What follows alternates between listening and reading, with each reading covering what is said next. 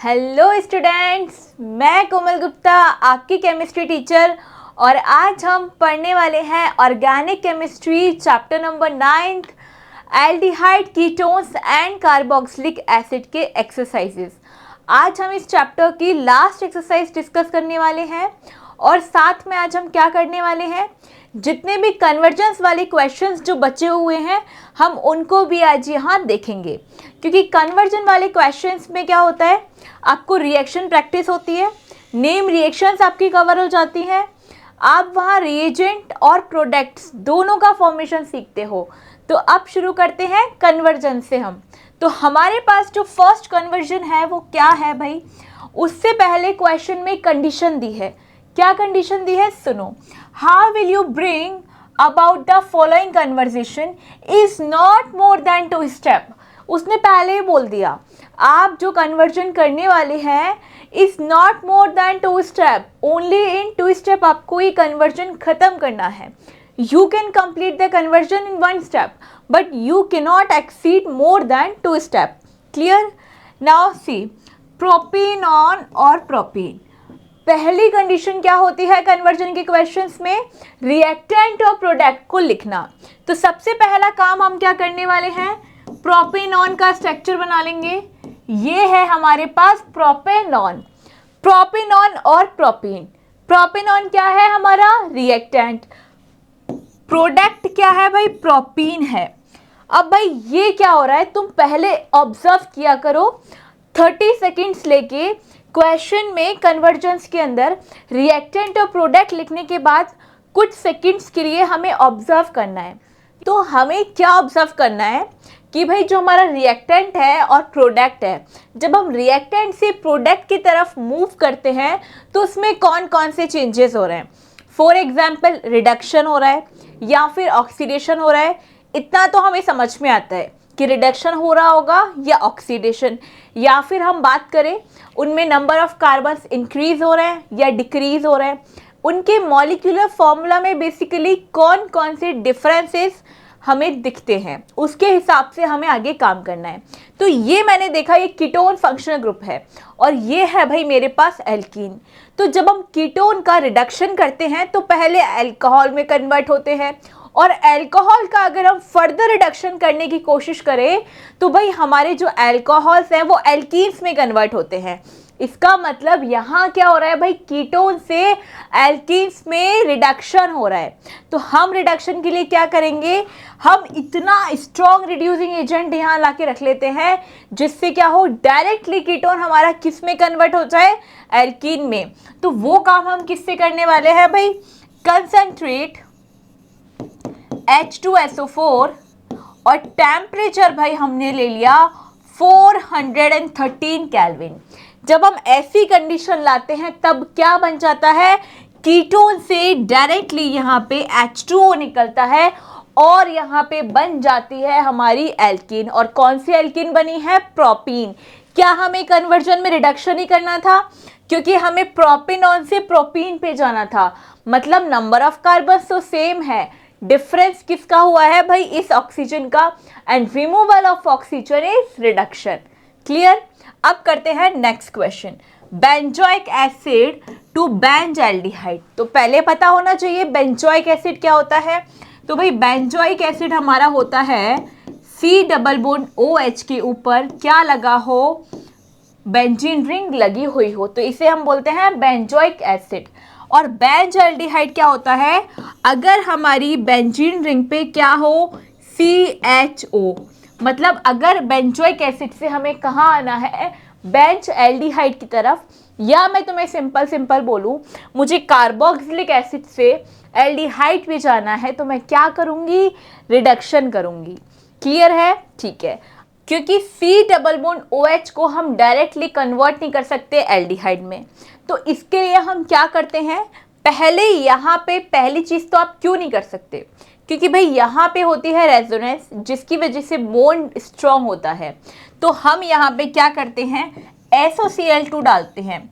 Otherwise हमें करना क्या है, सीधा रिडक्शन ही तो है और कार्बन का नंबर भी सेम है, तो हम ये रिड्यूसिंग एजेंट डाल देते और कन्वर्ट हो जाता। पर ये नहीं होता, क्यों नहीं होता? Due to resonance. ठीक है, हम इसमें डालेंगे पहले SOCl2। जब हम इसमें SOCl2 डालते हैं तब होता क्या है भाई, ये C डबल बॉन्ड O और Cl, ऐसा हमारे पास स्ट्रक्चर बनता है।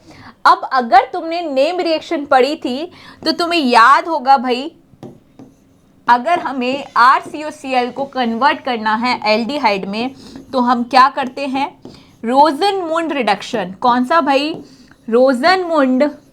ये एक नेम रिएक्शन है और इम्पॉर्टेंट बहुत है, रोजनमुंड रिडक्शन। ठीक है, और इसमें हम कैटलिस्ट क्या लेते हैं? पैलेडियम।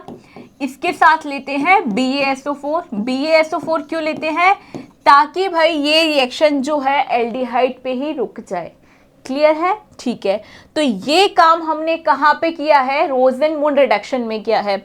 अब देखो तुम्हारा क्या हुआ, कैटलिस्ट तुम्हें याद हुआ, तुम्हें नेम रिएक्शन रिवाइज हो गई, और साथ के साथ हमें कौन से स्टेप से कहाँ जाना है, कहाँ ऑक्सीडेशन हो रहा है, कहाँ रिडक्शन हो रहा है, कहाँ हम डायरेक्टली ऑक्सीडेशन कर सकते हैं, ये सारा कुछ रिवीजन किस में होता है? कन्वर्जन के क्वेश्चंस में। तो कन्वर्जन के क्वेश्चंस बहुत इंपॉर्टेंट है, और देखो मैं इतने आराम से तुम्हें पढ़ा रही हूँ, ऐसे तुम सीख जाओगे, तो साथ के साथ ही काम करते चलना है। ठीक है, नेक्स्ट क्वेश्चन क्या है?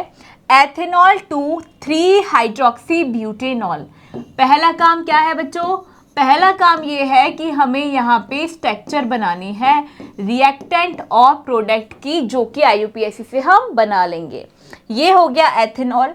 और ब्यूटेनॉल क्या होता है? ब्यूट मतलब 4 कार्बन, Al है मतलब एल्डिहाइड ग्रुप आ चुका है भाई यहाँ पे, और 3 पे क्या है? हाइड्रोक्सी है। 1 2 3 4, 3 पे हाइड्रोक्सी मतलब OH। अब तुम्हें याद हो कल हमने जो एक्सरसाइज करी थी चैप्टर की, उसमें हमने भर भर के एल्डोल कंडेंसेशन के क्वेश्चंस करे थे। और एल्डोल कंडेंसेशन में सोचो हो क्या रहा था? जस्ट कार्बन का नंबर डबल हो रहा था, और यहाँ भी क्या हुआ है? कार्बन के नंबर डबल हुए हैं। लेकिन वो काम हम अल्कोहल में तो नहीं कर सकते, किस में करते हैं? एल्डिहाइड में जो है उनमें हम क्या करते हैं? Aldol condensation. तो पहला काम जो करेंगे हम वो इसको ऑक्सीडाइज कर लेते हैं, वीक ऑक्सीडाइजिंग एजेंट जैसे कि हमारा PCC, इससे हमने इसको ऑक्सीडाइज किया और ये कन्वर्ट हो गया CH3 C double bond OH। अब यहाँ तुम सुनो, हमने एल्डोल किया था और कैनिजारो किया था, फिर मैंने एक कंडीशन बताई थी, अगर हमारे पास अल्फा हाइड्रोजन प्रेजेंट है तो हम करेंगे एल्डोल कंडेंसेशन, अगर हमारे पास अल्फा हाइड्रोजन एब्सेंट है तो हम कैनिजारो को प्रोसीड करेंगे। पर हमारे पास तो अल्फा हाइड्रोजन है, क्योंकि जो कार्बन हमारा कीटोन वाला है, जो कार्बन हमारा ऑक्सीजन के साथ है, उसके साइड वाले कार्बन पे हाइड्रोजन है। और कितनी अल्फा हाइड्रोजन है हमारे पास? 3 अल्फा हाइड्रोजन प्रेजेंट है। इसका मतलब क्या हुआ भाई? इसका क्लियर मतलब ये है कि आपको इसका ऑक्सीडेशन, आप इसका एल्डोल कंडेंसेशन के थ्रू क्या कर सकते हो? इसको कन्वर्ट कर सकते हो 4 कार्बन वाले कंपाउंड में। ठीक है, तो हमें क्या करना है, जब भी हम एल्डोल कंडेंसेशन करते हैं तो जो भी प्रोडक्ट हमने लिया है उसका सेम ही मोल अगर हम ले लें, क्योंकि हमारे पास 2 कार्बन हैं ऑलरेडी, 2 और चाहिए ब्यूटेनॉल तक जाने के लिए, तो मैंने सेम ही प्रोडक्ट ले लिया, सेम ही रिएक्टेंट ले लिया जो मेरे पास क्या है? रिएक्टेंट में ऑलरेडी है। इसके साथ मैं डालूंगी डाइल्यूट कोई भी एक बेस, स्ट्रॉन्ग बेस डाल दिया जैसे कि NaOH। होता क्या है? CH3 CO negative C positive, और ये है H, इस पे आके भाई ये वाला एटम जुड़ जाएगा CH2CHO, और यहाँ से जो हाइड्रोजन निकलती है वो इस ऑक्सीजन पे आके अटैच हो जाती है। Then this is CHOH CH2CHO।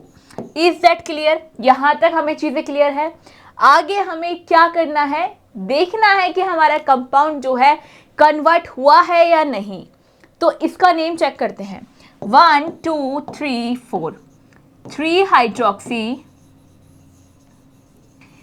Hydroxy butanol. भाई ये ही तो कन्वर्जन था जो हमें करना था, 3 हाइड्रोक्सी ब्यूटेनॉल। ठीक है, पहला स्टेप हमने क्या किया? PCC में गए, दूसरा स्टेप भाई हमने क्या किया, सीधा एक ही काम किया था, हमने यहाँ पे CH3CHO के साथ क्या लिया था, डाइल्यूट KOH या NaOH, हम कुछ भी लेंगे तो भी यही कंपाउंड बनेगा। तो देखो फर्स्ट स्टेप क्या था हमारा, फर्स्ट स्टेप था PCC, सेकंड स्टेप क्या था हमारा, ये वाला, ठीक है। तो हमने ये कन्वर्जन कितने स्टेप में कंप्लीट कर लिया भाई, क्वेश्चन के अकॉर्डिंग ये स्टेप हमने 2 में ही कन्वर्ट कर लिया, कन्वर्जन खत्म। नेक्स्ट क्वेश्चन की तरफ चलते हैं। नेक्स्ट क्वेश्चन क्या है, benzene to meta nitro acetophenone. अब ना इतने बड़े बड़े नेम से हमें डरना नहीं है, नॉमेनक्लेचर अच्छे से सीखा है हमने, तो हम एक एक क्वेश्चन को अच्छे से करते जाएंगे। तो पहले हम बनाएंगे भाई हमारी बेंजीन रिंग, ये बन गई मेरी बेंजीन। दूसरा क्या बनाऊंगी, मेटा पोजीशन पे मुझे नाइट्रो लगाना है, और एसिटो और फिनॉन, मतलब ये क्या है, देखो फिनॉन है मतलब बेंजीन रिंग तो है ही। अब फिनॉन क्या बोल रहा है भाई, कीटोन वाली है और साथ में एसीटोन है, और इसकी ऑर्थो और मेटा पोजीशन पे क्या है, नाइट्रो ग्रुप, ये मुझे लेके आना है। तो कुछ नहीं करना तुम्हें, हमने क्या पढ़ा था, फ्रिडल-क्राफ्ट एल्काइलेशन या फ्रिडल-क्राफ्ट एसाइलेशन, दोनों में से हमें क्या करना है, एक रिएक्शन हम करवाने वाले हैं। इन the presence of anhydrous AlCl3, if we react CH3COCl, then what will happen, यहाँ पे जो बेंजीन रिंग है इसकी किसी भी पोजीशन पे XYZ किसी भी पोजीशन पे COCH3 आके जुड़ जाएगा, ठीक है। ये जो है ना Cl, ये AlCl4 अलग कंपाउंड निकल जाएगा, ठीक है, और ये आके यहाँ पे अटैच हो जाएगा, अटैच हो गया, ठीक है। अब मेरे को क्या करना है, इसकी मेटा पोजीशन पे नाइट्रो ग्रुप चाहिए, तो मैं क्या करूँगी, कंसंट्रेट, जब भी हमें नाइट्रो ग्रुप क्या करवाना हो, इंट्रोड्यूस करवाना हो, तो कंसंट्रेट H2SO4 के साथ हम कंसंट्रेट HNO3 का सॉल्यूशन इसमें डालेंगे। तो भाई जो नाइट्रो ग्रुप होता है वो ऑलरेडी मेटा डायरेक्टरी ग्रुप होता है, वो हमेशा मेटा पोजीशन पे जाके ही अटैक करेगा। तो आपने पहले क्या किया, इसको लगाया, इसकी मेटा पोजीशन पे हमारे नाइट्रो ग्रुप ने अटैक कर दिया, खत्म, बन गया कंपाउंड। कितना सिंपल था, देखो कितनी स्टेप है, ये हमारी फर्स्ट स्टेप हुई और ये हमारी सेकंड स्टेप हुई। पर ऐसे ना हवा में तो तुम सीख नहीं पाओगे, क्या करना पड़ेगा, बहुत सारी प्रैक्टिस चाहिए, बहुत सारी। सोचो जब सारी रिएक्शंस एक साथ यहाँ पे इकट्ठी हो जाएंगी और उसके बाद हम कन्वर्जेंस कर रहे होंगे, तो मतलब ऐसे कर पाएंगे। क्यों कर पाएंगे, क्योंकि हमें सब कुछ पता होगा कि हम बेंजीन से यहाँ पे कैसे आ सकते हैं और यहाँ से यहाँ पे कैसे आ सकते हैं।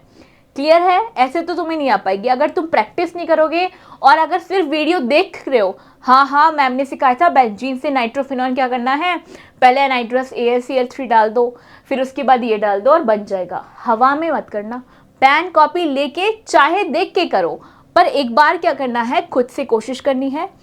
चाहे तुम्हें कुछ भी नहीं आ रहा हो तो तुम्हें क्या करना है, रिएक्टेंट लिखो और प्रोडक्ट लिखो, इतना काम तो हम कर ही सकते हैं। उसके बाद जो तुम्हें बीच का जो मसाला है ना, वो तुम देख के लिख लो। पर अगली बार जब प्रैक्टिस करो तो तुम जब लिखना शुरू करोगे ना, तो तुम्हें थोड़ा थोड़ा रिमाइंड होना शुरू हो जाएगा। एंड आई प्रॉमिस यू, जब तुम नेक्स्ट टाइम स्कूल कर रहे होंगे ना, तो तुम खुद से कर पाओगे। तो पर उसके लिए प्रैक्टिस चाहिए होगी, ठीक है। नेक्स्ट स्टेप क्या है, नेक्स्ट कन्वर्जन क्या है, बेंज एल्डिहाइड टू बेंजोफिनॉन। तो पहले हमें क्या बनाना है, बेंज एल्डिहाइड, ये हमारा बन गया भाई बेंज एल्डिहाइड। इससे हमें क्या बनाना है, बेंजोफिनॉन। तो बेंजोफिनॉन क्या होता है, एक बेंजीन रिंग, उस पे कीटोन ग्रुप, इस कीटोन ग्रुप पे एक और बेंजीन रिंग या मैं बोलूँ फिनॉल रिंग, तो ये मेरा बन जाएगा बेंजोफिनॉन। अब ये कन्वर्जन होगा कैसे, तो भाई इसको पहले हम क्या करें, अगर एल्कलाइन KMnO4 के साथ मैं इसका ऑक्सीडेशन कर दूं, स्ट्रॉन्गली ऑक्सीडाइजिंग एजेंट है ये, इससे क्या हो जाएगा, ये C डबल बॉन्ड OH में कन्वर्ट हो जाएगा, बेंजोइक एसिड में कन्वर्ट हो जाएगा। अब बेंजोइक एसिड से कीटोन में आने का तो हमने अभी भी सीखा था, कैसे आ सकते हैं, यहाँ पे देखो अभी अभी हमने क्या किया था, जब हमारे पास बेंजोइक एसिड मिला था हमें, तो हमने इस बेंजोइक एसिड से, देखो बेंजोइक एसिड से एल्डिहाइड में हम आ गए थे, तो हमें क्या करना है, बेंजोइक एसिड से एल्डिहाइड बोलो या कीटोन बोलो एक ही बात है, क्योंकि फंक्शनल ग्रुप तो सेम ही पोजीशन पे स्टेबल करते हैं, चाहे कीटोन हो चाहे एल्डिहाइड हो। तो हमने क्या किया, SOCl2 डाला और साथ में रोजनवुड डाला, काम हो गया हमारा। अब हमें वापस से क्या करना है, जब हम बेंजोइक एसिड से करेंगे तो बेंजोइक एसिड के साथ भी हमें C6H5COCl, ठीक है, ये काम हम एनहाइड्रस AlCl3 के साथ कर लेते हैं। जब हम इसमें एनहाइड्रस AlCl3 डालेंगे तो भाई यहाँ से ये C6H5 जो है वो इस CO के साथ जाके अटैच हो जाएगा, इस CO के साथ अटैच हो जाएगा और यहाँ से क्या निकल जाएगा, OH निकल जाएगा।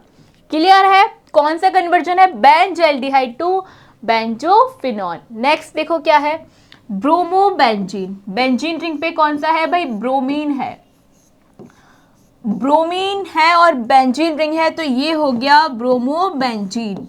नेक्स्ट क्या है, फेनिल 1 फेनिल एथेनॉल। पहले बनाओ एथेनॉल और इसकी फर्स्ट पोजीशन पे क्या लगा दो, फेनिल।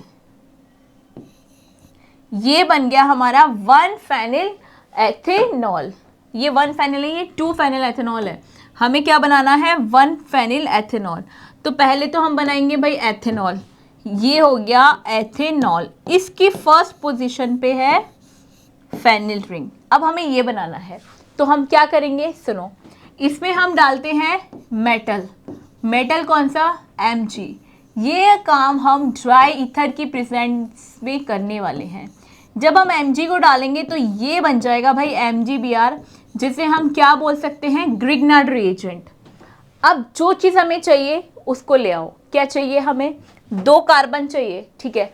तो 2 कार्बन हम ग्रिग्नार्ड रिएजेंट में किस फॉर्म में डालेंगे, एल्डिहाइड की फॉर्म में। मतलब हम ले लेते हैं CH3CHO को, जब हम इसमें डालेंगे तो ये कन्वर्ट हो जाएगा भाई CCOH के अंदर, और बाद में हम इसका क्या कर देंगे, हाइड्रोलाइसिस। तो हमें हमारा कंपाउंड मिल जाएगा और वो भी 2 ही स्टेप के अंदर। नेक्स्ट कन्वर्जन क्या है, बेंज एल्डिहाइड।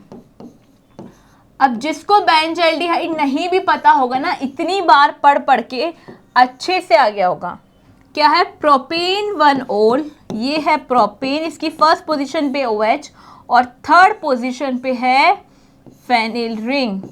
क्या यही हमारे पास है, तो देखो मुझे क्या करना है, बेंज एल्डिहाइड से 3 फेनिल प्रोपेन 1-OL, ये मैंने रिएक्टेंट और प्रोडक्ट बना लिए। अब आगे देखो, यहाँ पे 1 कार्बन है और यहाँ पे और 2 कार्बन है। अगर हमें 1 कार्बन इंक्रीज करना होता है तो हम KCN से या HCN से रिएक्शन करवा देते हैं। अगर बात हमें 2 कार्बन इंक्रीज करने की होती है और अगर हमारे पास एल्डिहाइड गिवन है तो ज़्यादा सोचने की ज़रूरत नहीं है। क्या करना है, यहाँ हम डाइल्यूट NaOH के साथ एल्डोल कंडेंसेशन वाली रिएक्शन करवा देंगे, ठीक है। जब हम इसको परफॉर्म करवाएंगे तो क्या हो जाएगा, देखो ये यहाँ पे है C डबल बॉन्ड O, इसके साथ तो OH जुड़ जाएगा और यहाँ पे क्या जुड़ जाएगा, जैसे हमने क्या जुड़ा है CH2 और CHO, क्या यही होता है यहाँ पे, ठीक है। इसके बाद देखो हमें क्या करना है, जब हमने इतना काम कर लिया, OH भी हमारा आ गया, कार्बन भी हमारा आ गया, अब हम इसको क्या कर देंगे, रिड्यूस कर देंगे, क्योंकि हमें एल्डिहाइड तो चाहिए ही नहीं, हमें क्या चाहिए CH2 और CHO, और यहाँ से हमें OH भी नहीं चाहिए। तो अब आगे हमारा सेकेंड स्टेप जो होगा भाई, वो हम यहाँ पे रिड्यूसिंग एजेंट डाल देंगे। इससे क्या हो जाएगा, यहाँ से OH रिमूव हो जाएगा और ये हमारा CHO डायरेक्ट कन्वर्ट हो जाएगा OH के अंदर। नेक्स्ट रिडक्शन क्या है, नेक्स्ट कन्वर्जन बेंज एल्डिहाइड से, ये मेरे पास बेंज एल्डिहाइड पता नहीं कितने कन्वर्जन्स लेके आएगा, to alpha hydroxy phenyl acetic acid, ये एसिटिक एसिड। तो अल्फा पोजीशन पे क्या है, हाइड्रोक्सी ग्रुप है, फेनिल रिंग है और एसिटिक एसिड है। तो पहले तो बनाओ भाई फेनिल रिंग, ठीक है, इस पे बनाओ एसिटिक एसिड, ये हो गया एसिटिक एसिड, और इसके अल्फा पोजीशन पे क्या है, हाइड्रोक्सी ग्रुप है, मतलब OH ग्रुप है, ठीक है। अब तुम देखो यहाँ पे इंक्रीज जो है कार्बन नंबर में कितना हो रहा है, 1 हो रहा है, तो इसका मतलब अगर हमें 1 कार्बन इंक्रीज करना होता है तो हम यहाँ HCN डालेंगे। जब हम इसमें HCN डालेंगे तो क्या होगा, ये C, देखो ये क्या होता है O नेगेटिव और H, ठीक है। यहाँ पे ये O नेगेटिव इलेक्ट्रॉन्स ले लेगा तो देखो ये क्या बनेगा,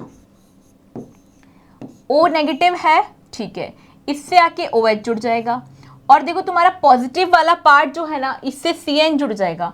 मतलब जो हमारा कार्बन है यहाँ पे CHO है, इससे हमारा क्या जुड़ जाएगा, CN जुड़ जाएगा।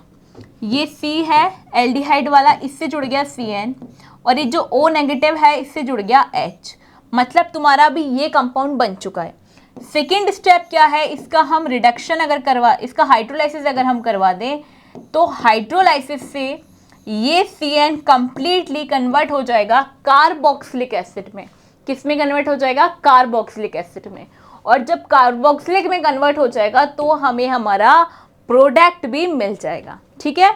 नेक्स्ट क्वेश्चन देखो, बेंजोइक एसिड, अब बनाओ बेंजोइक एसिड। ये बन गया बेंजोइक एसिड। इससे आपको बनाना है Meta nitro benzyl alcohol. Meta position पे क्या है, नाइट्रो ग्रुप, और बेंजाइल मतलब CH2, और ये है भाई OH, ठीक है। तो हमें क्या काम करना है, यहाँ पे हम अगर हमें नाइट्रो ग्रुप चाहिए होता है हम क्या करते हैं, कंसंट्रेट H2SO4 और HNO3 के साथ रिएक्शन परफॉर्म करवाते हैं।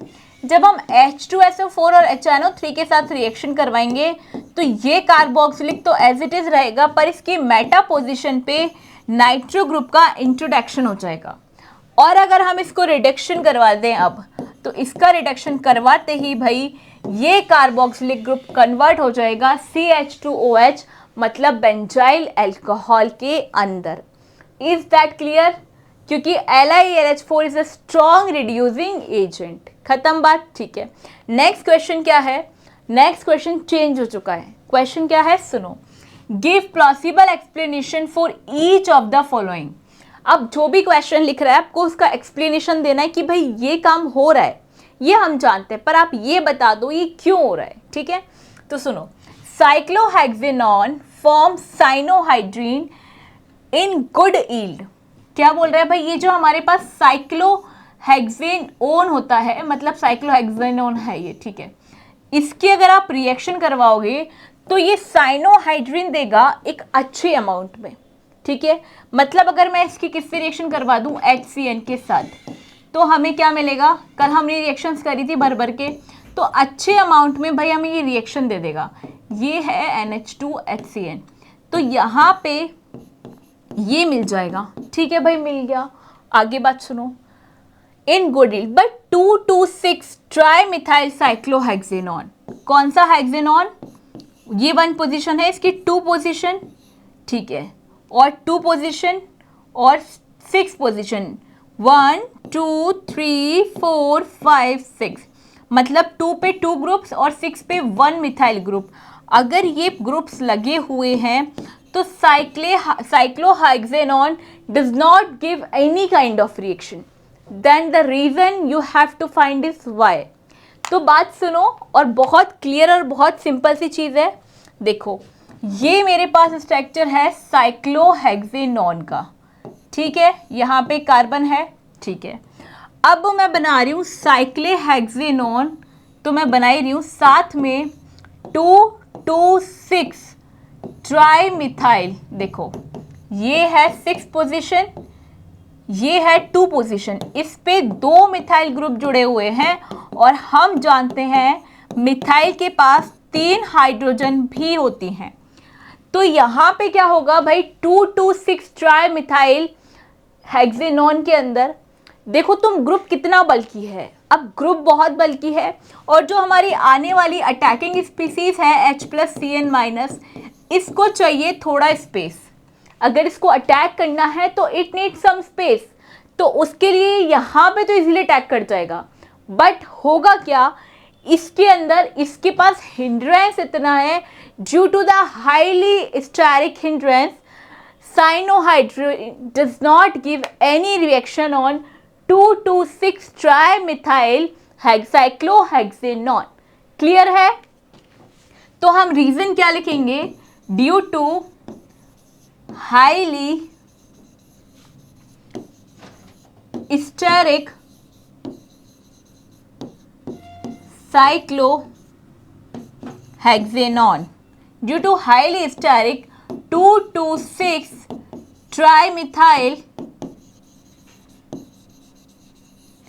cyclohexanone। ठीक है, यहाँ पे भाई हिंड्रेंस बहुत बहुत ज़्यादा है। ठीक है, नेक्स्ट क्वेश्चन क्या है? There are 2 NH2 group in semicarbazide. Semicarbazide क्या होता है? ये कल हमने पढ़ा था, NH2 C double bond O NH और NH2। ठीक है, अब आगे बात सुनते हैं ये क्या पूछना चाहता है।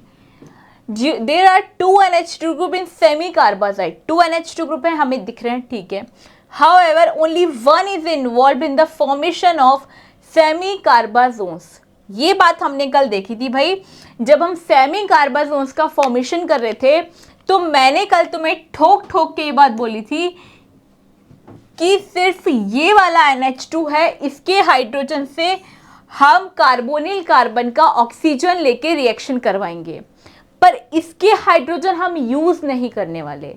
क्यों नहीं करने वाले? ये भी मैंने तुम्हें कल ही बता दिया था। And the reason behind is that, क्योंकि यहाँ पे ऑल्टरनेट कॉन्जुगेशन हमें मिलता है। कॉन्जुगेशन कैसे मिलता है? इसके लोन पेयर यहाँ पे and these lone pair shifted to this oxygen side, and due to the lone pair are in conjugation, this create a partially double bond, and due to this partial double bond it is difficult to hydrogen to separate from this nitrogen। Clear है? इसीलिए मतलब अब reason हमें लिखना है तो हम exam में क्या लिखेंगे? देखो, ड्यू टू रेजोनेंस, ये स्ट्रक्चर भी आपको बना के आनी है एग्जाम में, और आपको ये रीजन क्या लिखना है? Due to resonance in H2N C double bond O, फिर आपको ये रेजोनेंस दिखानी है यहाँ पे। इट क्रिएट्स या it develops partial double bond character, double bond character. ठीक है, और डबल बॉन्ड को तोड़ना is so difficult than the single bond, and that is why ये वाला जो H2N है इसके लोन पेयर की वजह से ये आ गया कॉन्जुगेशन में, and that is why it does not take participate in the reaction with carbonyl compounds. Next question क्या है? During the preparation of esters from a carboxylic acid. ठीक है भाई, कार्बोक्सिलिक एसिड से एस्टर बनता है, we all know that, and an alcohol in the presence of an acid catalyst, और एक एल्कोहल कैटलिस्ट की प्रेजेंस में द वाटर और the ester should be removed as soon as it is formed. देखो क्या बोल रहा है, जब भी आप प्रेपरेशन करते हो एस्टर का, किससे करते हो? कार्बोक्सिलिक एसिड और एल्कोहल से।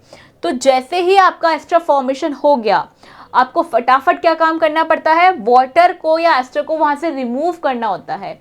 इसके पीछे बहुत बढ़िया सा लॉजिक है, एंड लॉजिक क्या है मुझे पता है, तुम्हें नहीं पता।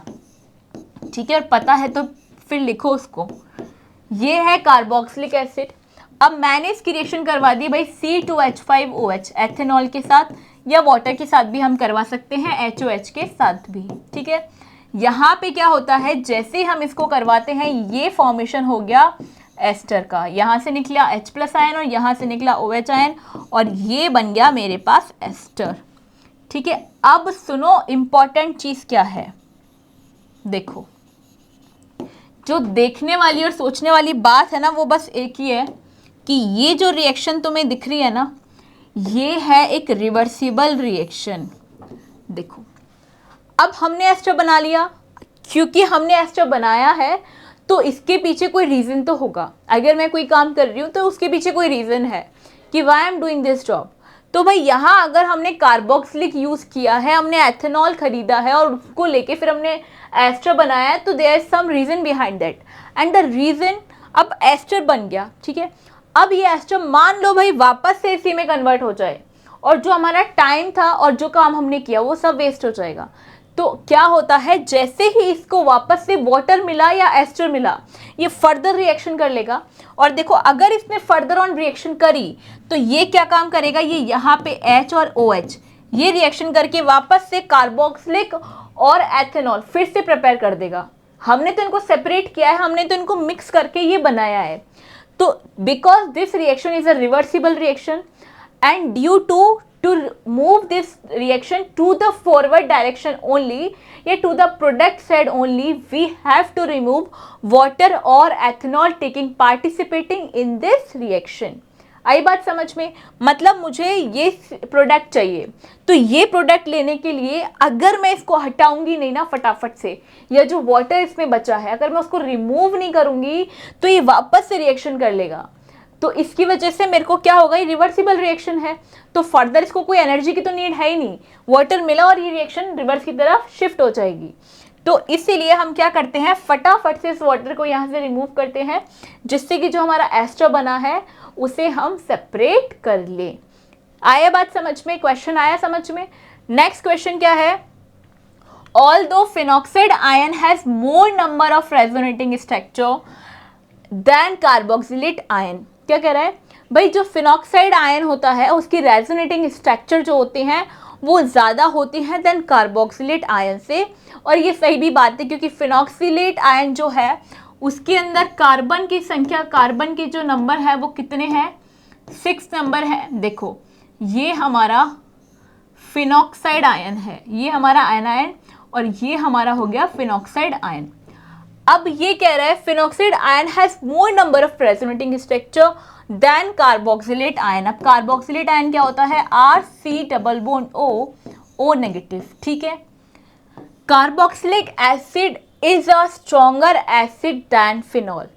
फिर भी कार्बोक्सिलिक एसिड एक स्ट्रॉन्ग एसिड होता है दैन फिनॉल। द रीजन तुम्हें बताना है क्यों। देखो क्यों, क्योंकि जब तुम इसकी क्या बनाते हो, रेजोनेटिंग स्ट्रक्चर्स बनाओगे किसकी भाई, फिनॉक्साइड आयन की, तो होता क्या है यहाँ पे ये कॉन्जुगेशन कुछ ऐसे होगा। तो देखो इस कॉन्जुगेशन में मैं एक रिंग बना के दिखा देती हूँ कि स्ट्रक्चर। तो यहाँ पे ये आ गया ऑक्सीजन। ठीक है, ऑक्सीजन की स्टेबिलिटी तो कंप्लीट हो गई, लेकिन भाई यहाँ पे आ जाएगा पार्शली नेगेटिव चार्ज। अब इसके पास आ गया भाई नेगेटिव चार्ज, क्योंकि इस कार्बन ने क्या है, इलेक्ट्रॉन एक्सेप्ट करे हैं, तो इसके पास आ गए नेगेटिव चार्ज, इसने ये इलेक्ट्रॉन्स ले लिए यहाँ से, और ये एज इट इज है। ठीक है, फर्दर ऑन क्या होगा, ये इलेक्ट्रॉन्स अपने यहाँ डोनेट करेगा और ये बॉन्ड ऐसे शिफ्ट हो जाएगा। मतलब ये रिएक्शन ऐसे तो चलती ही रहेगी। ठीक है, ऐसे 5 इसकी रेजोनेटिंग स्ट्रक्चर्स जो है बनती हैं। ठीक है, फर्दर क्या होगा, ये इधर शिफ्ट होगा और ये इधर शिफ्ट होगा। ठीक है, अब काम की बात सुनो, रेजोनेटिंग स्ट्रक्चर तो हमने कई बार बना ली, काम की बात क्या है, ये है कार्बन और ये है ऑक्सीजन। कौन सा ज़्यादा इलेक्ट्रोनेगेटिव होता है, ऑक्सीजन। अगर ऑक्सीजन पे नेगेटिव चार्ज है तो वो हाईली स्टेबल है, लेकिन अगर इलेक्ट्रोपॉजिटिव एटम पे नेगेटिव चार्ज है तो वो भाई हाईली अनस्टेबल है। तो ड्यू टू दिस रीजन, क्योंकि क्या है, कार्बन इलेक्ट्रोपॉजिटिव एटम है, उस पे आ गया नेगेटिव चार्ज, जिसकी वजह से इसकी स्ट्रक्चर कम स्टेबल हो गई। स्टेबल तो है पर कम स्टेबल हो गई कंपैरिजन टू कार्बोक्सिलेट आयन, क्योंकि भाई कार्बोक्सिलेट आयन में तो दोनों नेगेटिव चार्ज सिर्फ ऑक्सीजन पे ही जो है मूव करते हैं, मतलब ये काम होता है यहाँ पे। तो यहाँ तो भाई नेगेटिव चार्ज पहले भी नेगेटिव एटम पे था और नेगेटिव चार्ज अभी भी इलेक्ट्रोनेगेटिव एटम पे है, तो इसमें तो कोई लफड़ा ही नहीं है। प्रॉब्लम कहाँ हुई, जब पॉजिटिव पे, इलेक्ट्रोपॉजिटिव एटम पे नेगेटिव चार्ज इंड्यूस हुआ, जिसकी वजह से इसकी स्टेबिलिटी लिटिल बिट कम हो गई comparative to carboxylate ion. Clear है? अब ये सारे क्वेश्चन खत्म हुए हमारे carboxylic acid, aldehyde and ketones के। नेक्स्ट क्लास में हम मिलेंगे अमीन्स के साथ। तब तक के लिए कोई भी क्वेश्चन बुक का छोड़ना नहीं है, ना एनसीईआरटी का, ना ही जो आपके मॉडल पेपर्स आए हैं उनका। पढ़ते रहिए, हंसते रहिए। Thank you.